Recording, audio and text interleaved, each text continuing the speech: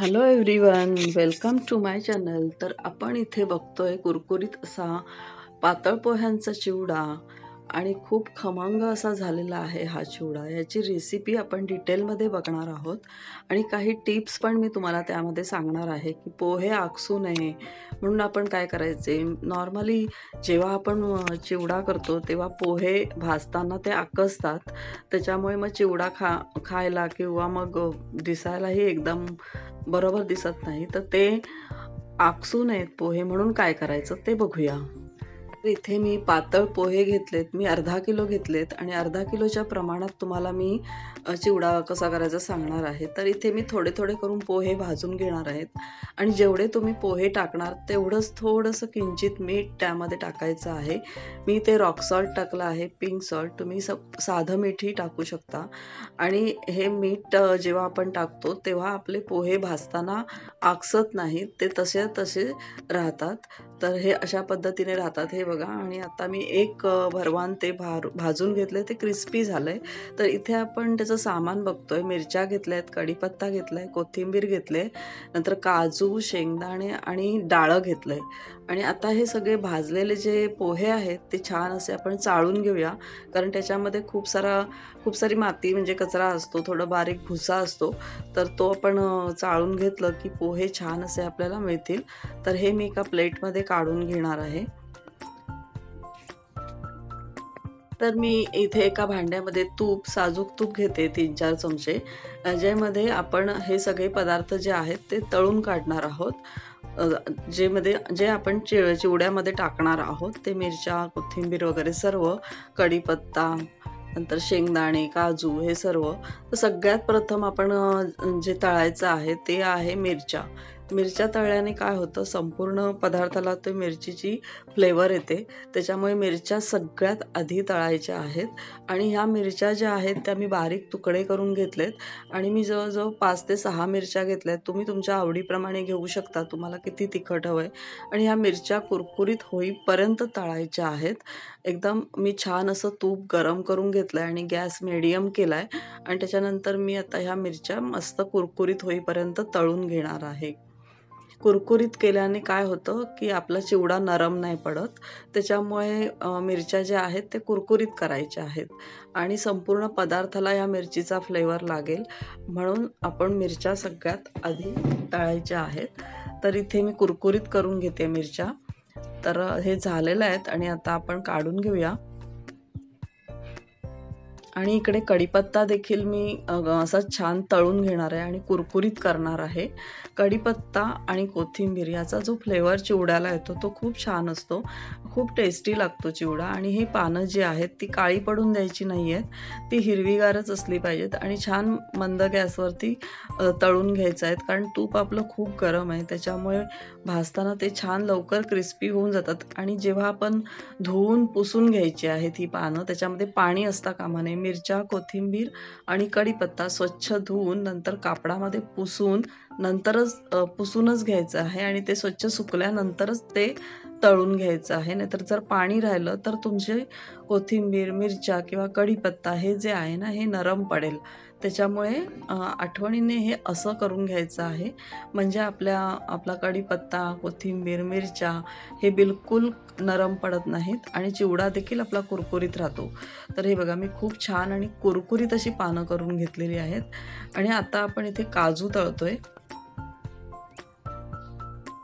काजू पण छान असे बदामी, गुलाबी, ब्राऊनसर अशा रंगावर तळायचे आहेत, जे खाताना आपल्याला ते क्रिस्पी लागले पाहिजेत. अंदाजाने काजू घेऊ शकता. मी ते 1 वाटीभर काजू घेतलेले आहेत. काजूचं वगैरे जे प्रमाण आहे, शेंगदाणे अर्धा किलोला मी पाऊण किलो घेतलेले आहेत. थोडे जास्तच घेतलेत. तर तसं घेऊ शकता तुम्ही. अर्धा किलोला अर्धा किलो घेऊ शकता. तर तुम्हाला जर शेंगदाणे जास्त हवे असतील तर जास्त घ्या. आणि डाळसुद्धा 1 मोठी वाटी मी घेतले. तर हे सगळं छान गुलाबी रंगावर मी परतून घेतलंय. ते बघा, छान असे माझे काजू परतून झालेले आहेत. आणि आता आपण ते काढून घेऊया. छान कुरकुरीत क्रिस्पी होतात, ते खाताना छान लागतं एकदम.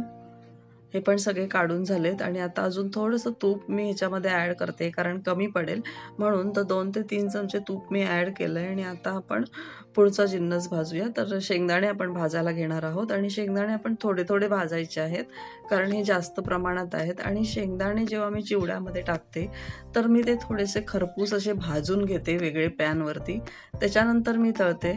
तर नॉर्मली असेच काही लोक कच्चे टाकतात तळायला, तर तसे नाही टाकायचे, त्यामुळे चिवडा लवकर खराब होतो आणि शेंगदाण्याची चव देखील खवट लागते.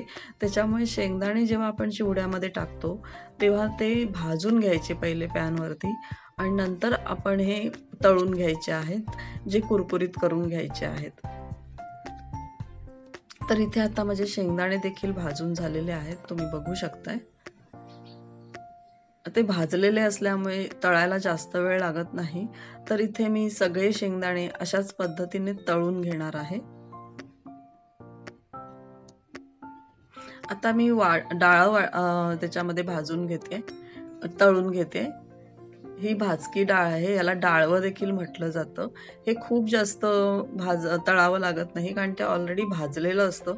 फक्त थोडंसं क्रंची होईपर्यंत, क्रिस्पी झालं पाहिजे, तोंडात आल्यानंतर क्रंची लागलं पाहिजे आणि चिवडा खराब होता कामा नये. हे पण सगळं काढून घेतलं. आणि आता ही कोथिंबीरीची पानं तुम्ही घेऊ शकता. देठं नाही घेतली तरी चालतील, मी कोवळी देठं होतं म्हणून घेतलेत. पण कोथिंबीरीची नुसती पानं घ्यायची आणि ती क्रिस्पी कुरकुरीत होईपर्यंत तळून घ्यायची. हा जो फ्लेवर आहे कोथिंबीरीचा किंवा कढीपत्त्याचा, हे खाताना खूप छान लागते टेस्ट. कोथिंबीर आणि कढीपत्त्याचं कॉम्बिनेशन खरंच खूप छान आहे. तर ही तळलेली कुरकुरीत झालेली कोथिंबीर मी आता पोह्यांवरती टाकून घेते आहे आणि बाकीचे सगळे जिन्नस देखील आपण या पोह्यांवरती टाकून घ्यायचे आहे. मी एका परातीमध्ये सगळे पोहे काढलेले आहेत. तर आता हे सगळं जिन्नस मी त्याच्यावरती टाकते आहे आणि त्याच्यानंतर आपण हे जे कढीपत्ता वगैरे आहे किंवा कोथिंबीर आहे चुरून घ्यायचं आहे त्याच्यामध्ये, म्हणजे जेणेकरून जो त्याचा फ्लेवर आहे तो पूर्ण चिवड्यामध्ये उतरतो.